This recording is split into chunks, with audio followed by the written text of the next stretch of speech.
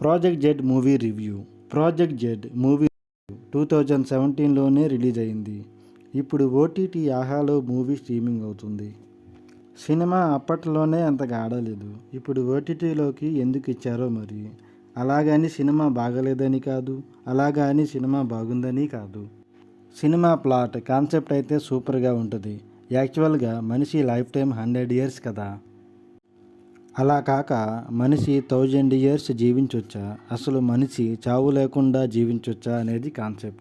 ఇంకా సినిమా విషయానికి వస్తే హీరో పోలీస్ అందరికీ తెలిసిందే. హీరో చేస్తూ ఒక దొంగని పట్టుకోబోతుంటే అనుకోకుండా ఒక మర్డర్ చూస్తాడు. మర్డర్ చూశాడని హీరోని కూడా ఆ విలన్ చంపాలని చూస్తాడు.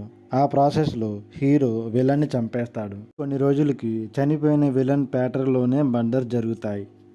చనిపోయిన వ్యక్తి మళ్ళీ ఎలా మర్డర్ చేస్తున్నాడు, లేకపోతే విలన్ ప్యాటర్న్లోనే వేరే వాళ్ళు మర్డర్ చేస్తున్నారా, ఇక విలన్ బ్రతికి వచ్చి మళ్ళీ చేస్తున్నాడా, బ్రతికితే ఎలా బతికొచ్చాడు అనేది స్టోరీ లైన్ కాన్సెప్ట్ అయితే సూపర్.